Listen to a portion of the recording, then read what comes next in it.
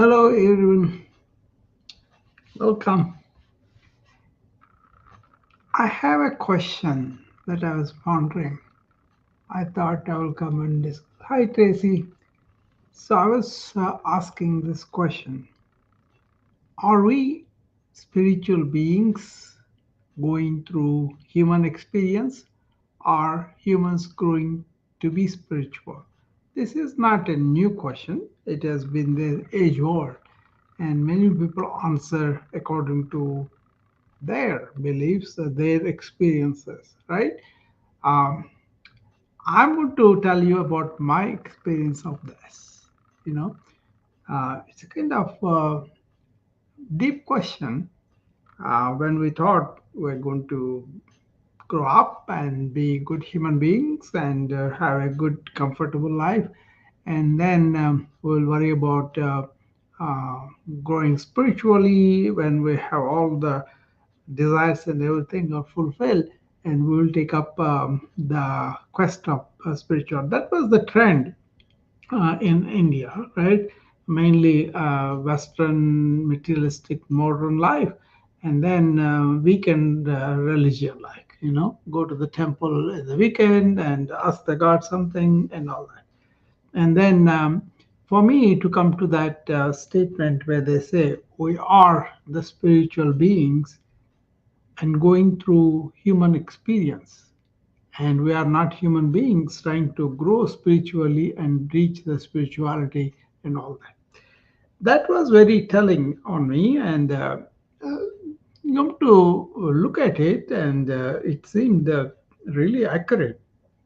And then, if you're already a spiritual being and you only look at the human experience as the human experience, but you don't have anything to do with your spirituality except that you are already a spiritual being, and you be that, you try to avoid what is non-spiritual in your life.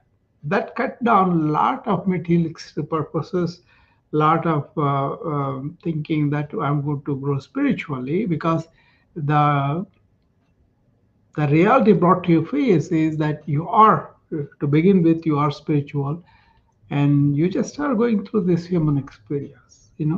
That was the Indian wisdom, right?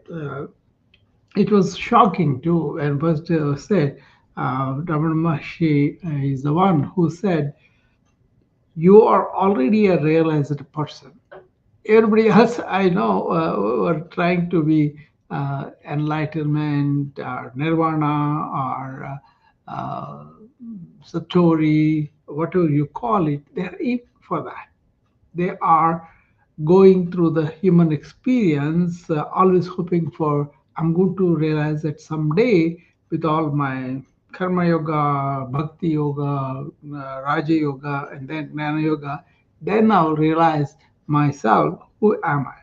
Even the yoga said you have to stop your chattering mind, then what you are really as the spiritual being will shine forth. It's already there, but you're covering it up with your own ignorance and all sorts of things that you do that are not spiritual. Very telling on me. And then you realize that that is so. There's nothing like a spiritual growth or something, but only cleaning up what is not spiritual, right? The desires, the affections, the attachments, all those fall off. So that's the question we have today. And how do you measure someone has attained this spirituality or not? For himself, he doesn't have to present it as a standard to anybody, but just really, uh, you know, be a standard for himself and then gauge where he stands. There's another test that was very interesting, put before me from the ancient wisdom.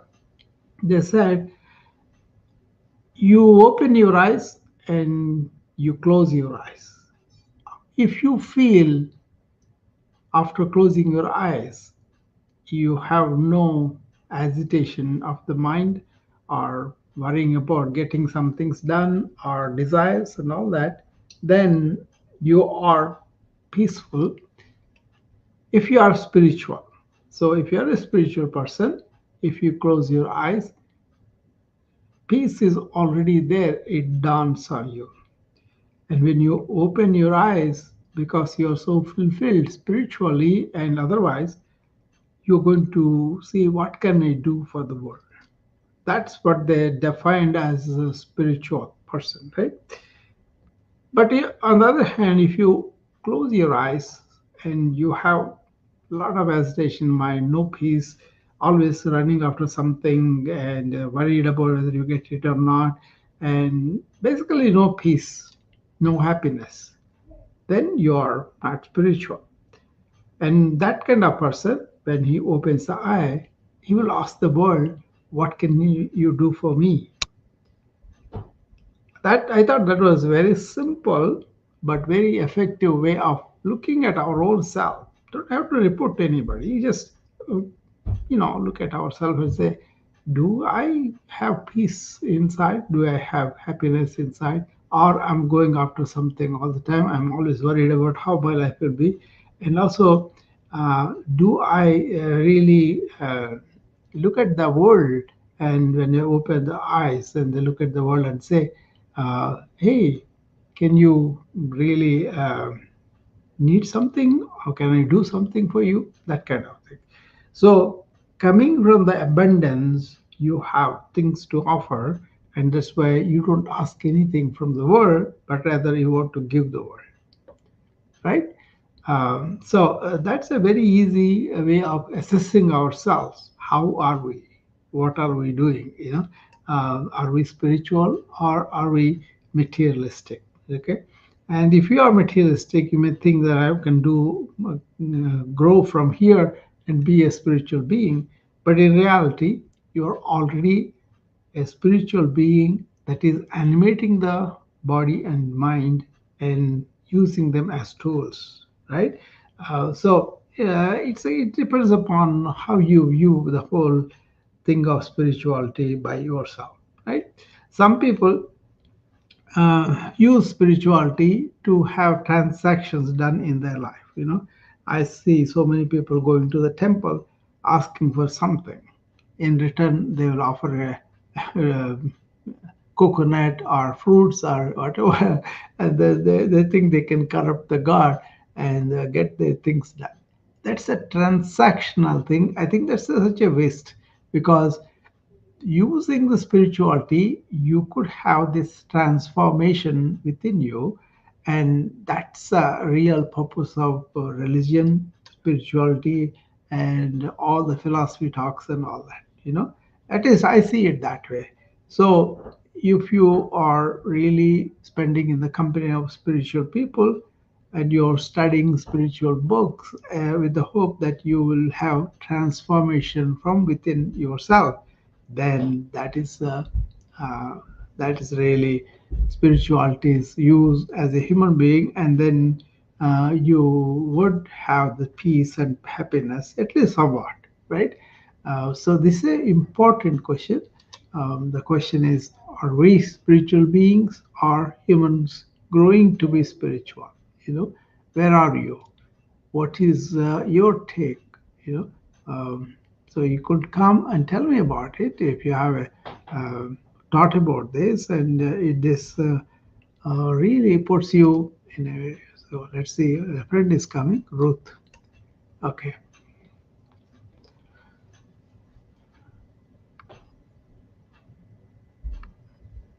Hello, Ruth. Good evening. Good evening. How are you? Good. How are you? I am great. I love your topic, and it's just a very interesting time. And Yeah. I don't know how you guys all do it, Uh, but it's like all of the guest speakers are in sync in some way, yeah. like you guys do. So to me, it's very interesting. Yeah. Um, for me, I believe that we're already a spiritual creature Mhm. living in a body, Yeah. Yeah. Yeah. and that for me, so I am 60. Mm. But my thing is, I try to make somebody's life better every day. Yeah. Yeah. that's all I've got left. I mean, and I don't mean it in a sad way. I'm Yeah, just saying my purpose at this point yeah, is making yeah, all day. yeah. No, it's a kind of abundance way you're coming across, Ruth, because you feel kind of fulfilled. You feel that you have to give, and that is itself is abundance. And then you have to give. You want to give. That's what you are doing. And it is. Yeah, And it's hugs. I can't tell you how many people come to see me just so, and they go, "Can I have a hug?" yeah, Um, so I have a hug line at yeah, work now. And yeah. I know my employers go, "Really?" Yes, really. You know, Uh, that's pretty deep, Ruth, because we are all and the one. other reason, Yeah, go ahead. Go ahead. Go ahead, please.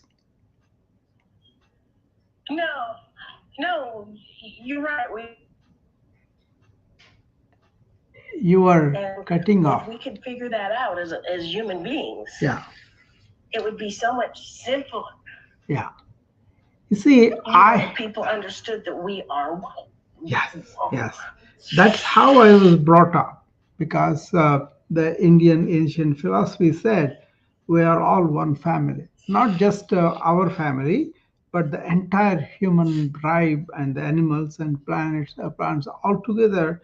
We are all one family on one earth, you know. So, and they also said there is divinity in all of us and the oneness of all the divinity. There is only one divinity and we are all part of it. That was very impressive to me, and that's why it is so much easier for me to buy that we are spiritual beings and then we are all one. And hugs are like that. You are Just embracing yourself. Yeah. Come back, Ruth. I think you're going to out of town. But you can come back. I want to listen to more of what you are saying. Yeah. See, that's a magic thing, hugging. Wonderful. well, and I think it's very interesting for me because I have people who come and go, Yeah. "You look like a hug. Can I?" And Yeah. so I go, "Please, thank you. How do you know?" So I think depending on how you go through life Yeah. is how it reappears. Mm. And I was going to say, one of the reasons I said it's very interesting of your topics tonight, Yeah. board, is, and this is going to sound really weird and I don't have any answers for it. Yeah. 2 nights ago, I dreamt, and I haven't been dreaming, so it was really interesting that I had one and I remembered it, that I was comforting a man who killed the Hogwarts owl. Oh. And we know through all of the movies, the owl didn't die. Okay. Yeah, Okay, I don't recall it died anywhere. Yeah, sure. right. Well, today Maggie Smith died. Yeah, yeah, So 2 days later, yeah, we've lost Maggie Smith, who was a Hogwarts leader. yeah. So it was just like, why? I kept asking myself, why am I having these dreams? Do I need to write a new book? Why is this happening? And then to lose Maggie Smith today, I was just like, oh my gosh. Does she come as a cat though when she comes into the scene? Yeah, Yes. yeah, But it was just the fact that yeah. the Coincidence. correlation between the Yeah, two. yeah, And it was very clear, what we were talking about, yeah, the sadness, being able to console this person. yeah, And then to lose her, I was like, oh, yeah, so when we were talking about connection, I was just like, wow, why did yeah. I need to know this ahead of time? You know what the ancient wisdom says that the spirit never dies. So Right. it is our body and mind. So Maggie Smith, as a body, as a form, like a Maggie Smith, may have come to an end, but then Maggie spirit is forever living. Oh, absolutely. Yeah, But I was just kind of dumbstruck today when yeah, I got home from work and had found out that she had left us in the yeah, physical. yeah, And after my dream, because it was so clear, yeah.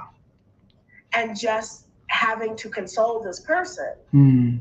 for so long over a character in a movie, which is just ridiculous. I mean, because, it's just really bizarre.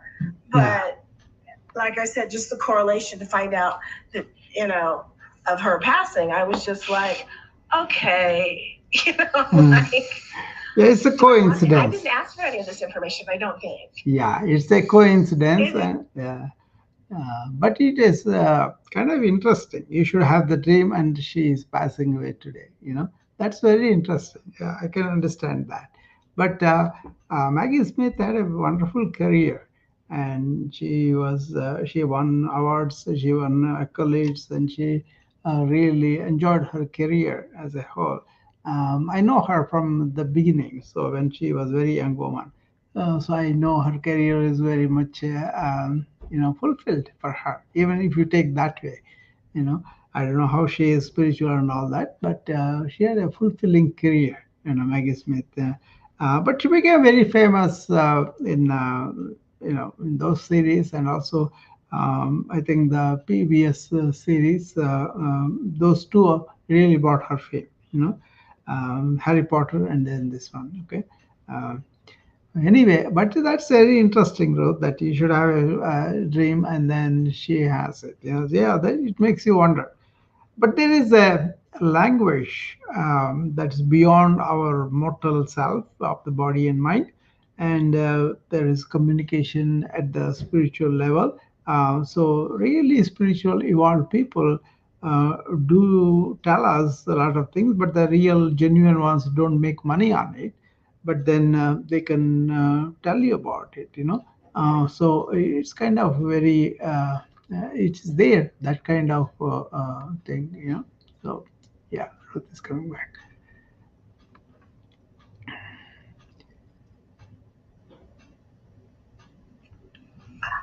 yeah, her career was just incredible. Yeah. But listening to you just now talking about they want to make money on it, all I want to do is love people. Yeah. You know, Yeah. Hey, that is spiritual. And you have no interest of money or anything. Yeah, that's true. I enjoy hugging people, Yeah. and it's interesting because I can see it. Yeah. I mean, I already know that they're in so much pain they can barely see straight Yeah. before they even open their mouths. Yeah.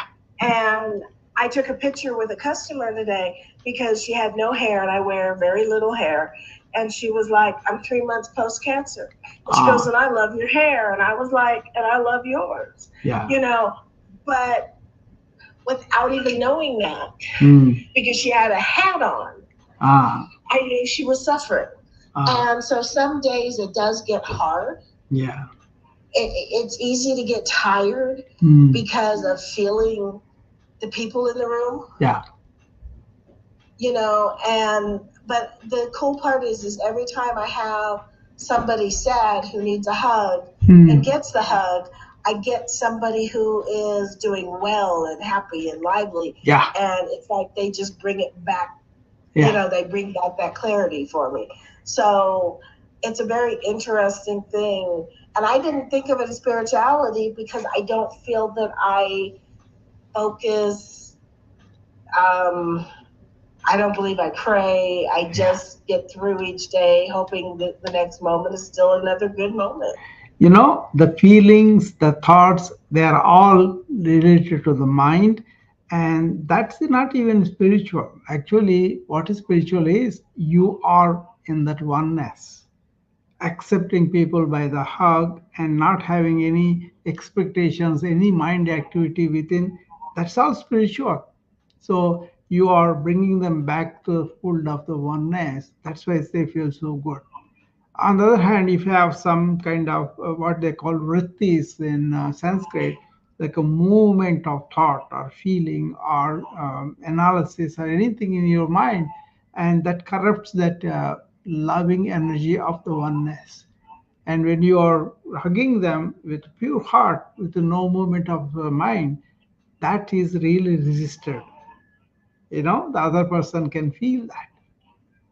Yeah, and there's a lot of tears. I find myself in tears. Yeah. I am tearful. It's like I had a young woman come in just yesterday, and she goes, nobody bought me wine for my birthday. And I'm like, okay, so what birthday is it? And she goes, 21. And she goes, I want to try everything. And I said, everything will kill you. And she kind of looked at me because I carded. Come back, Ruth. I think it's only 3 minutes here, but yeah. Thanks for coming up.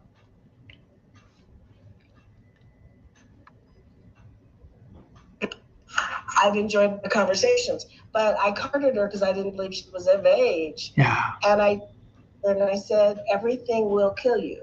If you need to try anything, everything will hurt you. And I said, it is okay to say no.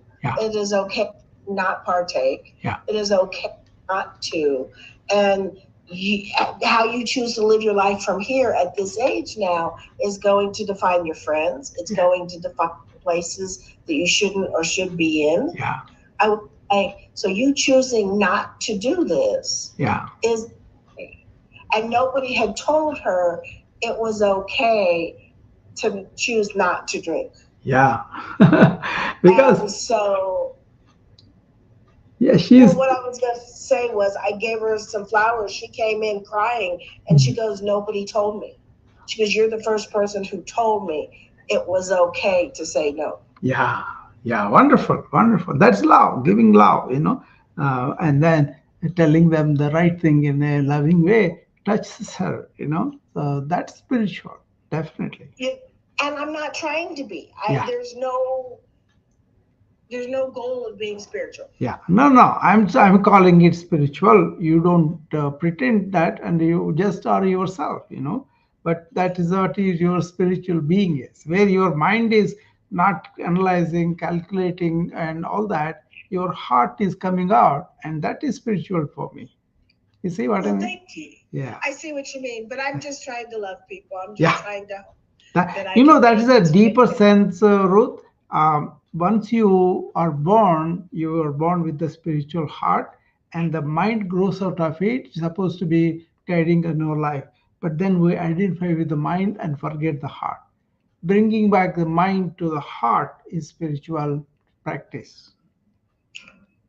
I love it. Thank you. And I'm going to get out of the way so somebody else can come up. Sure. But I was just kind of fascinated with listening to your question. Because I believe we were spirit before we were body. Exactly. And also, in the spirituality, we are all one, all beings. Yes. Yes.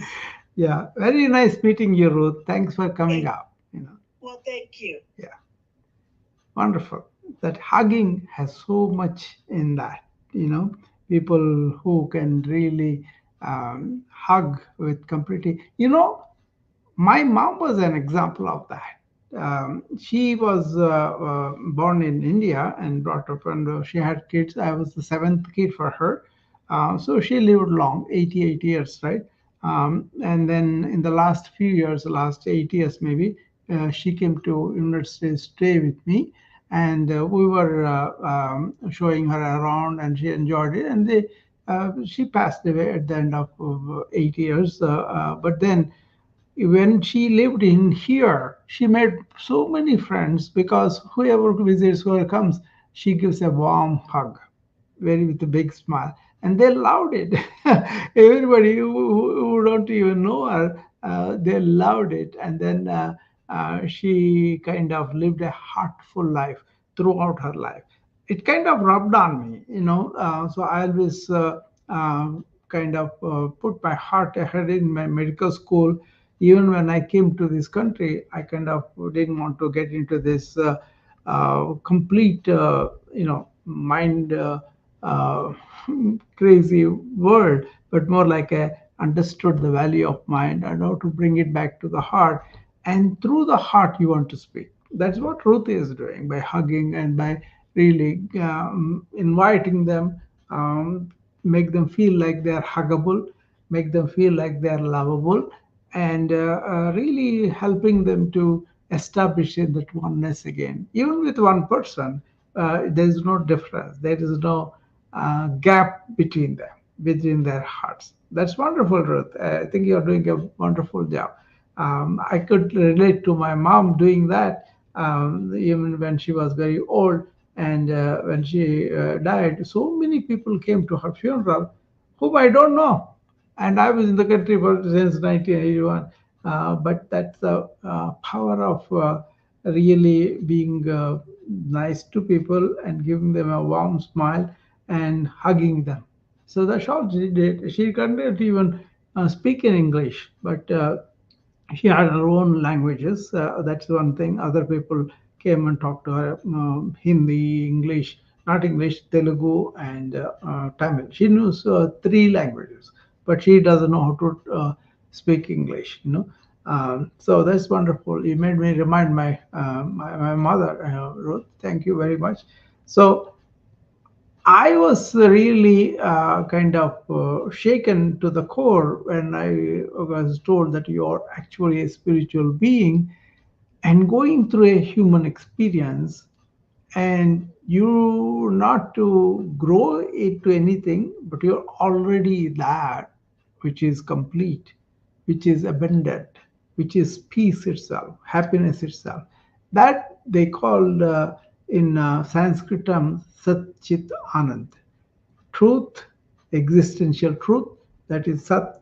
Chitta is like a consciousness, and Ananda is bliss. You are that blissful, peaceful self within, which is conscious awareness. So most of the people do not touch this because they have the mind too active, either bred by the society or by their own readings or whatever.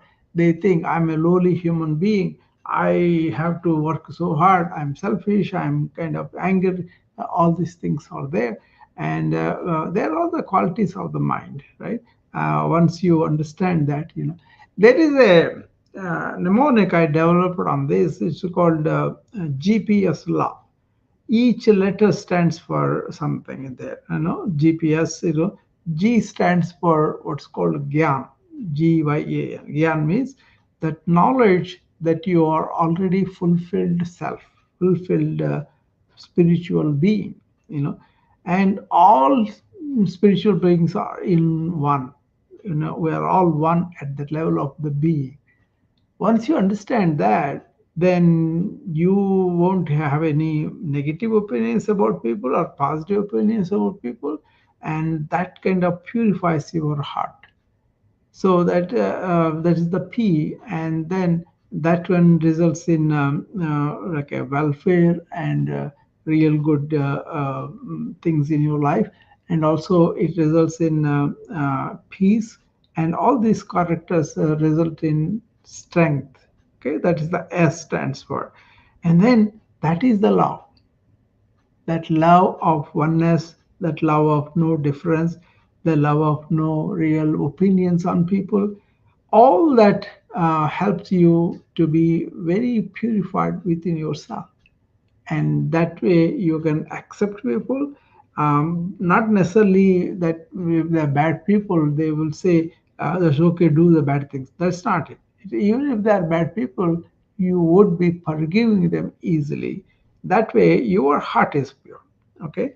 And they may react completely differently when you display this kind of attitude. Okay. Like I said, anybody can cause for themselves whether they are spiritual or materialistic just by doing that, closing the eyes, opening the eyes. If you close the eyes, if you find peace within, if you are really not going after things or not really agitated because you don't have things, then you are spiritual. And when you open your eyes, you want to do something for others, right? But on the other hand, you are very agitated because you don't have things, you want to go after them. And then when you open the eyes, you say, somebody should do something for me, or the world has to do something for me, then you are not spiritual. So you can test yourself, and you can don't have to be miserable about it, but just understand, to begin with, you are spiritual. Once you realize that, everything will turn around. So Anybody else who has any comments? If you want to come up and share with me, that will be wonderful.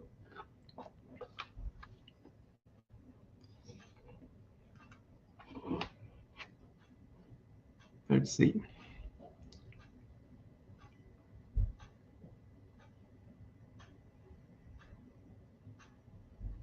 See, a lot of times what happens is our mind, which is a derivative of the spiritual heart we talked about, is so active that you're caught up in that network of thoughts.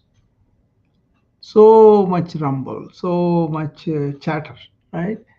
So yoga said you got to understand this chatter and then also keep the chatter to the minimum.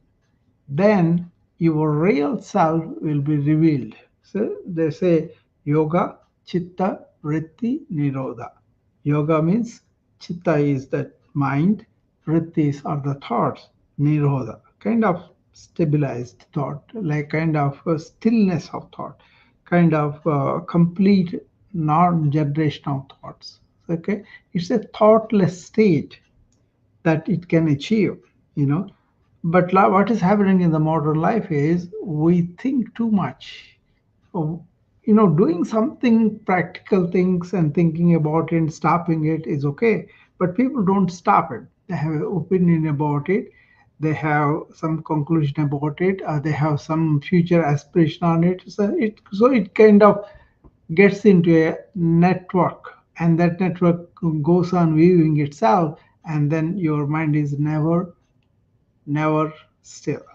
Okay, even if you are in the biggest traffic, you could have that stillness of mind. It's a function of the mind. You could be in that stillness and then look at things, but then senses, our memories, our intellect do not allow your mind to be peaceful. So that's why I ask many people. They tell me so many things about themselves. I'll ask them all day, how often can you be silent? How long can you be silent? Don't tell me all the theories, all the books and everything, but just tell me the state of your mind. Is it still, at least for a while? Is it calm? Is it quiet? Can you go beyond the thoughts and then be in that thoughtless state, which is silent and which is peaceful? Many people are not able to do because of our information explosion. A lot of it is may not be relevant to our real life, what we want to do in life, what is important for our life. Okay, just all this junk coming in, and the mind is occupied by a lot of unnecessary thoughts, right?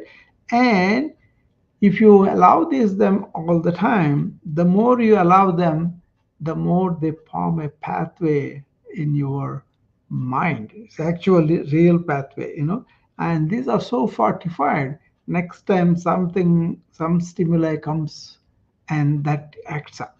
That's how people are getting caught up in the neurotic activity or constant thinking or overthinking, negative, whatever, right? So you don't want to really fall for that. You could empty your mind daily if you want to. I do that, vacate the mind before the sleep and rest in my soul, like you can abide in the being. That's what we call. There's an advanced yoga practice maybe, but then it can be easily learned by people if only they taught. Okay, so once you are silent like that, then your real self, which is like a glorious sun, comes out shining. That's what you want to do. Okay. Hopefully, I made some sense for you guys. And anybody has any comment, you can come up and talk to me about it. Otherwise, send me the DM, and that way I could communicate with you. Some people ask me questions like that, and I'm happy to answer. Otherwise, be peaceful in the knowledge that you are already a spiritual being, and everything else is human experience, and don't give too much lot into that. Okay, travel through the life like you are in the boat, but you are not allowing the water to come into your boat and sink you. Okay, course through it without being touched or attached to what is happening around you. Okay, so you are very peaceful and want to do something for the world, and that's the spirituality's yardstick. And I hope you can assess that and really understand that you don't need to travel, you don't need to grow. What you need to do is understand and realize what you really truly are, that spiritual being. Thank you, and I will talk to you again later. Bye bye.